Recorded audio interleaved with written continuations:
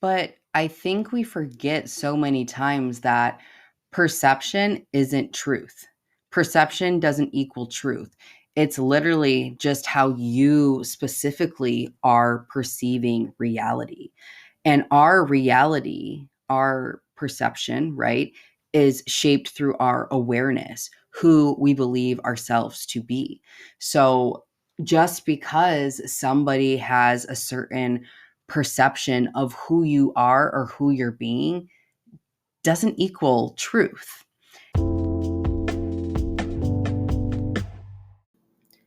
Welcome back to the Shadow Priestess Embodied. I'm your host, Kaylin Rakowski, and thank you for joining me today for another deep dive and exploration into your inner world, into your body, the shadow realms, where we will begin to explore some of these esoteric principles and really begin to drop them down into modern day application and embodiment. This is a sacred place where you can begin to truly meet yourself, meet your medicine, and to meet your magic. This is a place of remembrance. Take a deep breath and let's begin. Welcome back, you guys. I'm your host, Kaylin Rakowski, and thank you for tuning in to the Shadow Priestess Embodied podcast. I'm so thankful to have you back.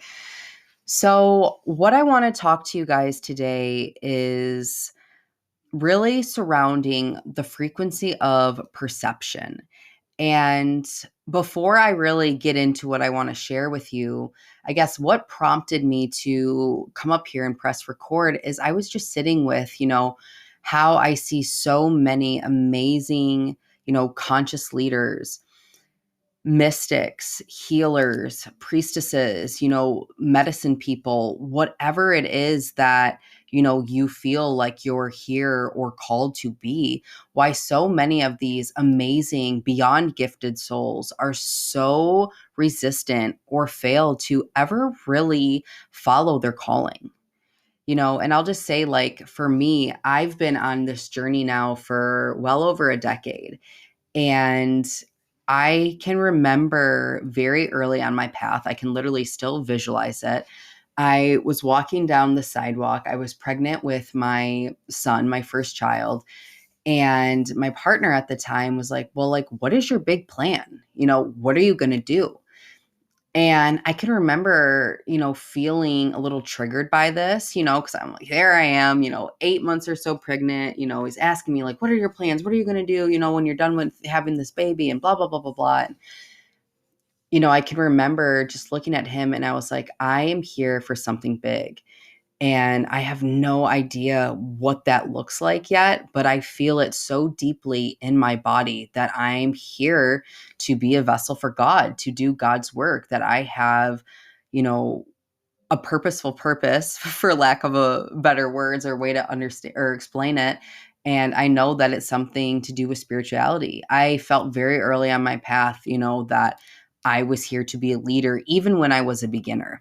I don't know if any of you can relate to this feeling, but I just, a door open or a veil lifted, and it was like I knew that I was here to birth and to be this unique expression of divinity. I've always felt that.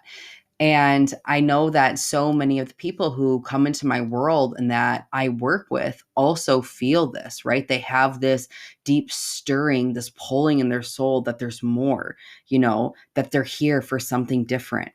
And so many times I witness that these people who are beyond qualified, right? Who are absolutely incredible, like experts, geniuses in their right, never allow themselves to take that first step into really birthing and creating the life that they desire.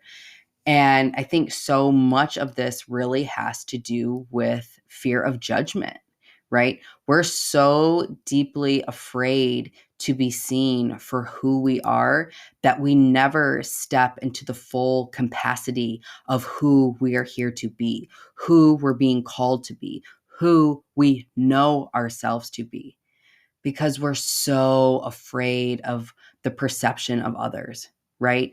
What they're going to think about me, what they're going to say about me, how they'll view me, etc. But I think we forget so many times that perception isn't truth.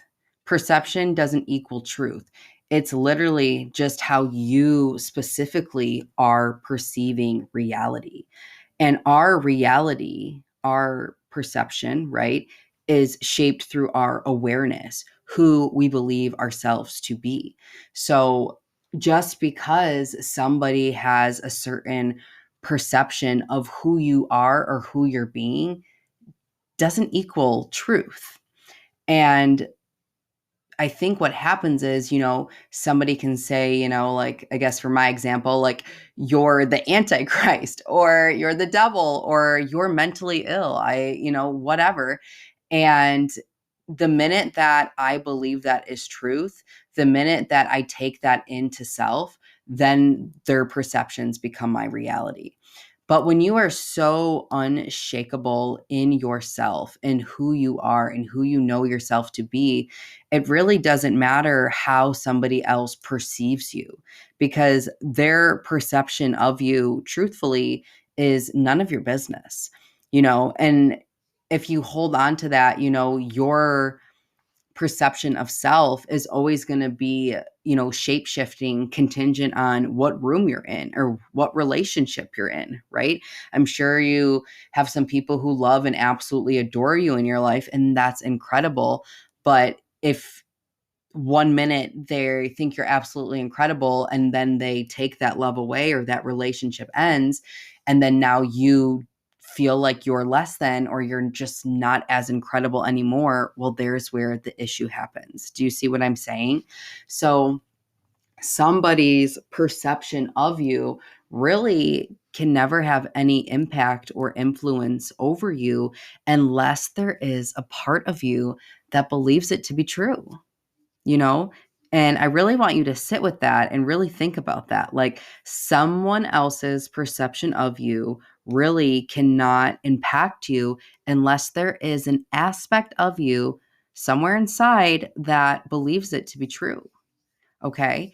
And this is why, above everything else, I believe that it's so important to truly know yourself, to really sit with yourself, to know yourself, right? Because until you are so anchored in the embodiment of your essence, in your authenticity, like unshakable in your truth, it's going to be really hard to not have outside, perceptions, validations, projections, whatever it is, influence how you see yourself. Okay. And, what I hear time and time again is like, Kaylin, I'm going to be judged. They're going to judge me. So, I think we really also need to explore, what is judgment, you know? And in my perception, to me, is judgment is coming from a place where I myself am not free. Okay. Where there is an aspect of me that I still need to heal, integrate, accept, so I'm judging you because somewhere inside of me, it's hitting on somewhere that I still have a prison bar, right? Like, so for example, like, maybe you're a woman and you see other women on social media, and maybe they're so in their femininity and they're so in their sexuality, and they're being expressive and you can see their bodies, and maybe they're dancing and you're judging her and you're like, oh, what a whore, what a slut, she needs to cover up, whatever it is.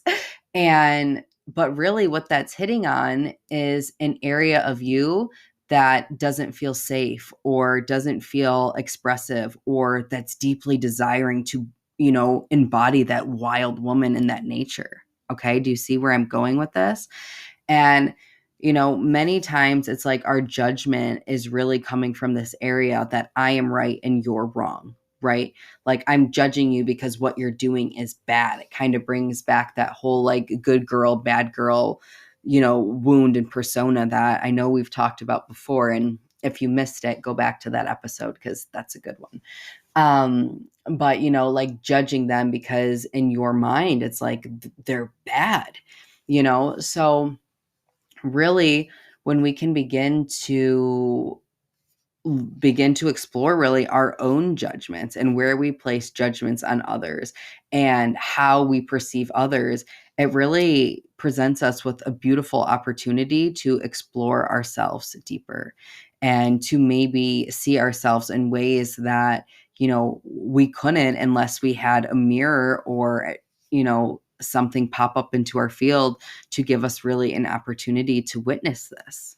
Okay. So if you find yourself being so afraid of being judged, then I would invite you to really explore the judgment. And the thing about it is, it's like we're so worried to be judged by the people who are closest to us, It's like we're afraid what my mom's going to think, what my family's going to think, what my partner's going to think, what the people that I went to high school are going to think of me. And it's like we let this fear of their perceived judgment or this idea that they're going to judge us, we don't even know if that's true, keep us from fully stepping into our calling, from fully stepping into who we are here to be. So if you're someone who is feeling resistant or is hiding because you're so afraid to receive the judgment, then yes, like please explore the judgment. You know, what am I making this mean? What am I making this mean about me? Is that true? And even allowing yourself to fully go there. So if it's like, I'm afraid that they're going to think I'm crazy, if I'm afraid they're going to think I'm bad, I'm afraid that they're going to think I'm a failure, allowing yourself to fully sit with and be with those feelings, because most fear is a fear of feeling. And if we can allow ourselves to go to that dark place, to feel the feeling, we'll realize that it's not this big scary monster that we're making it out to be. And that we can actually receive judgment or perceptions or projections from others and not take it into self. And it's really not as heavy as we're making it out to be. Truthfully, what I've come to realize is that most of the time when we are judging someone, it is because they have something that we truly desire or that we want to experience. There's an aspect around what they're sharing or who they're being or whatever that is hitting on a wound that we feel like we'll never have that, or it's like the flip side of that where it's like there's a part of us that desire it, or it's like this righteousness where we're this good person and we're right and they're wrong and they're bad. It's like this weird thing. So, but either way, it's like coming back to self and where you yourself are not operating in truth. Or is there a part of you that is desiring more, that wants to have this experience? You have to realize that our higher self communicates with us through our subconscious. And this is through, emotions, sensation, like imagery, so no wonder that, the way it's going to speak to us is going to be like through judgment. It's going to be through feeling triggered. It's going to be through etc. Do you see where I'm going with this? So more times than not, it's an invitation to alignment, to really look at yourself and who you're being and where your higher self is asking you to go. And something that so many people really don't understand is that judgment is just judgment, right? It's not a negative or a positive thing. Like it's just purely judgment. And we are the ones who create the judgment or make it mean that, it's a bad thing. But the truth of the matter is that as you step more into who you're called here to be, that you are going to increase your visibility and you're going to open yourself up to being seen, receiving judgments, etc. And in the universe, it's just expanding your capacity, right? But if you cannot allow yourself to be seen and to be visible and to be judged in a way that you may perceive as bad or wrong, then you will stop yourself from expanding to fully see yourself, or for people to fully see yourselves in your light, right? So you have to understand that somebody's perception of you, somebody's judgment of you really has absolutely nothing to do with you. Like, it is truly none of your business. And most people don't even know themselves. So it's like, why are you going to take how somebody who doesn't even know themselves, who doesn't love themselves, how they perceive you, influence how you feel about yourself or how you perceive yourself? Do you see what I'm saying, and like why this is so important? So if we approach stepping into our callings or who we're here to be from this paradigm, then it's like, it's so much easier to allow yourself to be seen, because their judgments, their perceptions, their projections have nothing to do with self. And when you really know that and that lands and you are really coming from that embodiment, then it gives you so much more. I want confidence is coming to mind, but yeah, just so much more like confidence, and it's such a better foundation to stand in, to show up, and to do the work, right? So it's like you first fully being calibrated and in tune to who you are, that unique frequency, your essence. And it's like the minute that you fully calibrate to that, and the minute that you own that, it's like you magnetize in the people who will do the same. But if you're unsure about yourself and you're doubting yourself, then everybody's little perceptions, judgments, whatever is going to dim you, and it's going to make you retract and feel like you have to hide. So it's like, the more that you can just get so anchored in your light, in yourself, it's almost like what I'm envisioning in my mind right now is like you almost have these shields up that protect you from all of the outside, lower vibrations, or, feeling the negative or bad or whatever you want to say they are, judgments or perceptions. And it's like they don't even reach you where you're at, because it's like, I'm so sure of who I am that I don't even question it, in spite of who you say I am or who you believe me to be. So, if you can leave with anything today, and the reason why I really wanted to pop on and share this download as I'm sitting with it is just that, really, like, fuck what they think. If I would have embodied that, if I would have ran with that, integrated that so much earlier on my path, I would have stepped into my calling. I would have stepped into the highest timeline. I would have stepped into who I was here to be. And how much time we waste hiding and dimming our light, trying to fit in, trying to be accepted from people who truly don't even like themselves, from people who don't even know themselves. So if you are like me and you carry a unique set of gifting, this otherness, this uniqueness, right? This too muchness, then my invitation for you today is to lean the fuck into that and start leading with that, because that is exactly who you're here to be and what you're here to share. And if you are looking for support to lean into this and to find the courage to walk your soul led path, I do have a few spaces open for private one-on-one mentorship. And I'm reopening the doors to my group mastermind Emergence, where you will find this is a community of unicorns, right? This is a community of people who are truly embodying their unique spark of divinity, right? Who are really following the path and really being the disruptors and the light post for others to do the same.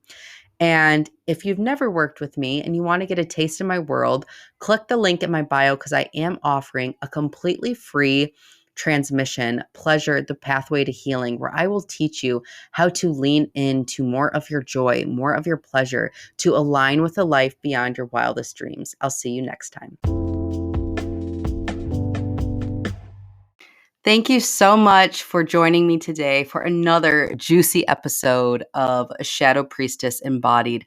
I absolutely love diving in and having these conversations with you all.